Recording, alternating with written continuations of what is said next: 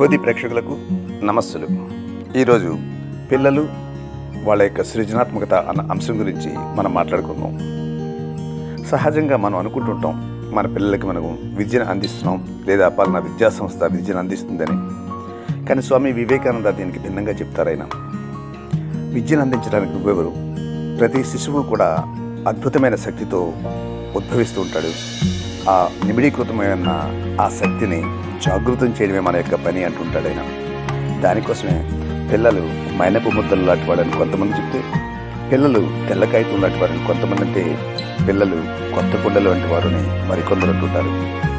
ఇక్కడ మైనపు ముద్ద అనడంలో కారణం, ఆ మైనపు ముద్దను మనం ఎలాగా మలిస్తే ఆ విధంగా అది మలవబడి ఒక అద్భుతమైన ఆకృతితో ఆవిష్కృతం అవుతుంది.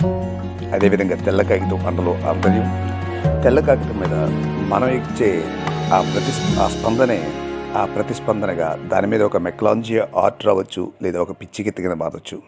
సో ఈ రోజుల్లో పిల్లలు పడవుతున్నారంటే అది తెల్ల కాగితం యొక్క తప్పు కాదు.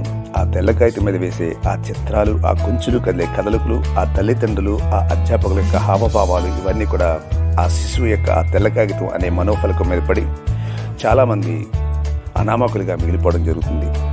ఇక కొత్త కుండలు అంటే, పిల్లలు కొత్త కుండలు ఎందుకు అంటున్నామంటే, ఆ కొత్త కుండలో పాలు పోస్తే పాలకుండ అవుతుంది, కళ్ళు పోస్తే కళ్ళు కుండ అవుతుంది. అది పాలు పోస్తావా కళ్ళు పోస్తావా అనేది మన ఇష్టం. సో ఇట్లాంటి అద్భుతమైన శక్తితో ఉద్భవించిన ఆ శిశువుని ఏ విధంగా తర్ఫీదు ఇవ్వాలి అంటే, అక్కడ మనం చాలా ప్రత్యేకమైన శ్రద్ధ తీసుకోవాలి. మనం వాళ్ళ స్థాయికి వెళ్ళి వాళ్ళ నుంచి ఆలోచించాలి తప్ప మన దృక్పథం నుంచి వాళ్ళ నుంచి ఆలోచించకూడదు. ఈ మాటలన్నీ చెప్పడానికి కారణం ఏంటంటే, మా మేనమావ గారి ముని మనవరాలు సహన్వి కేవలం 2వ తరగతి చదువుతుంది. అమ్మాయి ఇంటి దగ్గర చేసే వంట పనులు కానీ, అమ్మాయి చేసే భరతనాట్యం కానీ, ఇవన్నీ చూసిన తర్వాత వాళ్ళ తాతగారు పంపించిన వీడియో చూసి నాకు ఒక ప్రేరణగా వచ్చి ఈరోజు ఈ వీడియోని తయారు చేస్తున్నాను.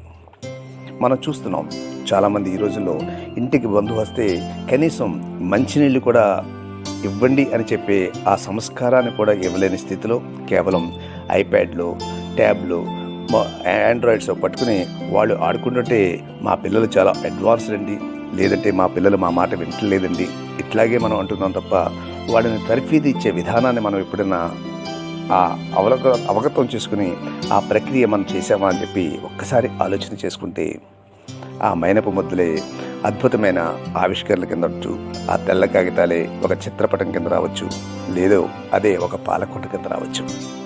సో ఆ ప్రేరణకి కారణమైన సహన్వికి, అట్లాగే ఆ తర్ఫీదు ఇస్తున్న ఆ తల్లిదండ్రులకి, కుటుంబానికి కూడా ఒక్కసారి హృదయపూర్వక అభినందనలు.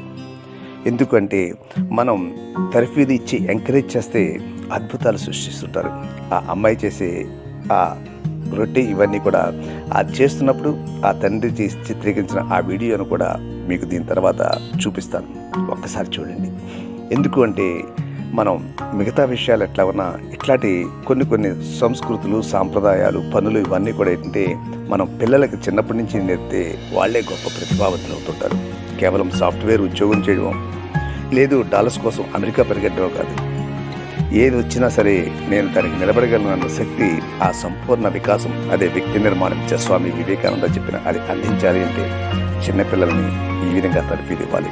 ఇక అసలు విషయానికి వస్తే, ఇప్పుడు సహన్వి ఆ 2వ తరగతి అమ్మాయి అతను చేసిన తీరు చూసి ఒక్కసారి ప్రేరణ పొంది ఆ అమ్మాయిని ఆశీర్వదించండి, ప్రోత్సహించిన తల్లిదండ్రుల్ని, కుటుంబ సభ్యుల్ని అభినందించండి. అట్లాగే మన ఇంట్లో కూడా ఆ సహన్వి లాంటి పిల్లల్ని తయారు చేసే ప్రక్రియకు అంకురార్పణ చేయండి. అది ఈ వీడియో యొక్క లక్ష్యం. ఇక ఆ వీడియోలోకి వెళ్దాం.